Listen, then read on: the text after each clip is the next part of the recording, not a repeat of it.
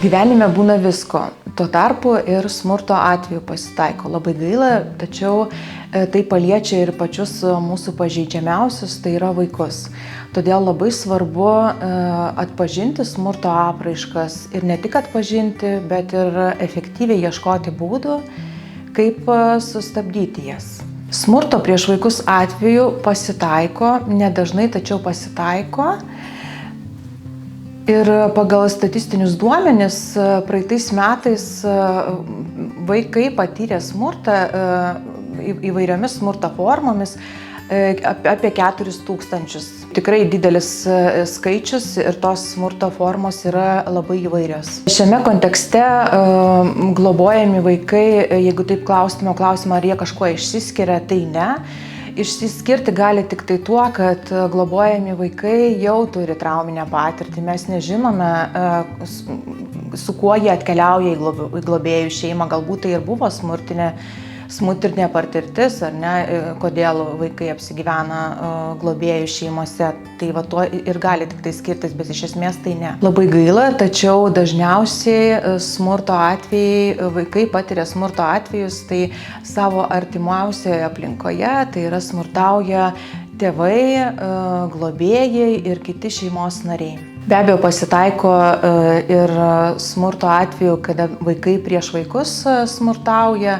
Ir tokių atvejų pasitaiko, bet statistika vis tiek rodo, kad dažniausiai vaikai patiria smurtą savo artimiausioje aplinkoje, nors atrodo namai turėtų būti ta saugiausia vieta, kur vaikai būna ir auga.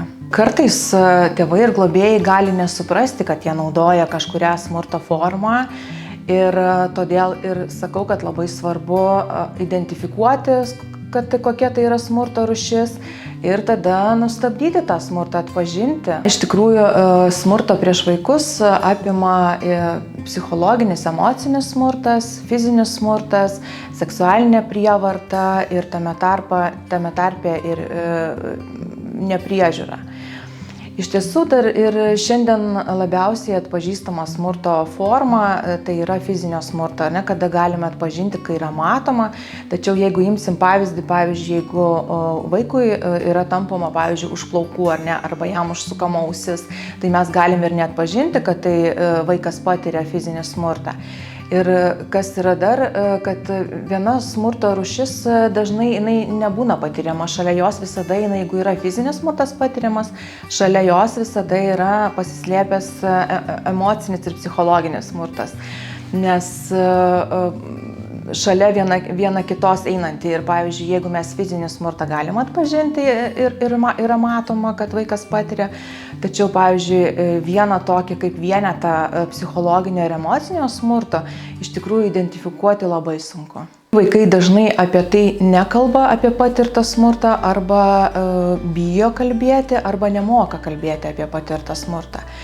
Tai iš tikrųjų, jeigu vaikas nekalba ir nepasako, tačiau vaiko elgesys parodo, kad jisai patiria arba yra patyręs kažkokios rūšies smurtą ir kaip mes galime atpažinti vaiko elgesį, kaip jis patiria ar yra patyręs smurtą, tai visų pirma, tai pastebėti, tokio stebėjimo būdu. Pastebėti, kaip vaiko elgesys pasikeitė. Pavyzdžiui, jeigu mes matom, kad vaikas nenori lankytis tam tikrose vietose, kur anksčiau drąsiai eidavo ir jam gera buvo būti. Jeigu matom, kad jisai nenori bendrauti su tam tikrais asmenimis, žmonėmis, su kuriais anksčiau bendravo, dabar kažkas atsitiko. Pavyzdžiui, kartu gyveno su savo artimaisiais, pavyzdžiui, tėvais ar ne, o dabar yra kitoks santykis pasikeitęs. Jeigu stebim nerimą vaiko, gali būti sutrikęs miegas ar ne vaiko.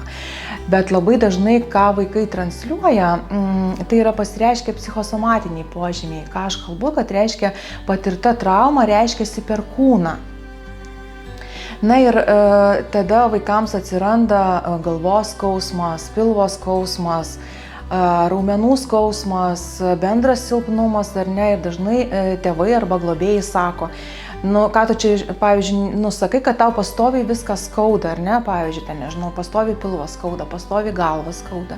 Ir tai yra patiriamos kažkurios tai smurto rūšies išraiškos forma. Tai reiškia, kad vaikui tikrai skauda ir jos skausmas kartais būna toks didelis, kad jį sunku net suprasti. Gal galėčiau dar pridurti, kad jeigu vaikas nuolatos patiria ar fizinį smurtą, ar bet kurią smurto rūšį, ir jeigu nesikeičia arba, nežinau, mes neatpažįstam, nepadedam vaikui sustabdyti prieš jį naudojamo smurto, tai iš tiesų yra tos neigiamos ilgalaikės pasekmės vaikui, kur mes matome yra tokios kaip nuolatinis galvos skausmas, sulėtėja visiškai vaiko raida, ar ne, kur yra tokios jau didelės pasekmės, kur mums jau galbūt didesnės specialistų pagalbos reikės, ar ne, neužteks tik pastebėti ir čia užkirsti kelią, bet ir reikės šiek tiek vaikų didesnės pagalbos. Tai ir reiškiasi irgi vaikas tampa agresyvus, jeigu tai ilgalaikis naudojamas bet kuri smurto forma.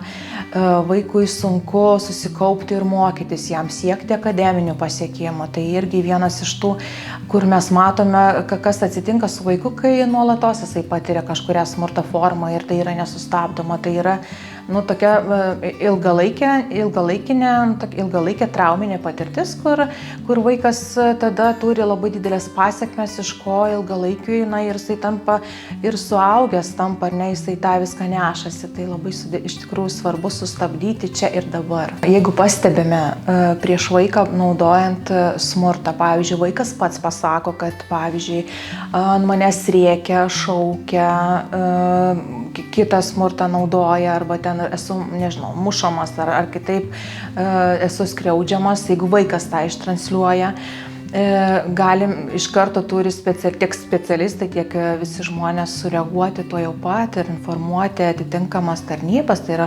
Valstybės vaiko teisių ir apsaugos ir įvaikinimo tarnyba, ir taip pat galima skambinti pagalbos centrą ir informuoti, kad vaikas patiria smurtą. Ir tą labai svarbu, galiu pasakyti, kad labai svarbu, jeigu vaikas ir nepasako apie savo patiriamą smurtą, tačiau jeigu mes matome, kad vaikas kartais sako, ant manęs rėkė, šaukė, pavyzdžiui, neleido švęsti gimtadienio, ar ne, tai jau yra naudojamas emocinis, psichologinis smurtas. Ir jeigu tai vyksta, taip noriu pakartoti dar kartą, kad tai nėra vienkartinis kažkoks veiksmas. Tačiau jeigu tai vyksta nuolatos, pasikartojančiai, ar ne, visada ten, pavyzdžiui, žemina, rėkia, šaukia, kažko labai neleidžia, pavyzdžiui, kaip švęsti gimtadienio, ar ne, tai labai svarbu tada mums edukuoti vaiką ir padėti jam atpažinti. Visų pirma, tai gal pradėti nuo to, kad mes turime atstatyti vaiko savivertę ir pasakyti, kad tu esi man svarbus, tu esi vertingas, ar ne, ir nebijoti kalbėti su vaiku apie smurto rūšis. Ir pasakyti, kad toks elgesys, kai kalbi su vaiku, nebijoti iš to pargražinti jo sakytus žodžius. Pavyzdžiui, tu sakei tada, kad ant tavęs šaukia ir rėkia, tai yra netinkamas elgesys, ar ne? Tai nebijoti sugrįžti į tas situacijas ir pasakyti, žiūrėk, tu sakei taip, ar ne, ant tavęs šaukia ir rėkia, tai yra netinkamas elgesys, tai yra smurtas. Ir nebijoti su juo apie tai kalbėti, nes jeigu mes negalim kitaip padėti, tai tada turime stiprinti vaiką, kad jis galėtų turėti tą savivertę visų pirma, kad jis yra vertingas, kad su juo negalima elgtis taip, kaip elgiamasi ir kad tai yra smurtas. Lietuvoje vis dar yra 1000 vaikų, kurie laukia savo globėjų.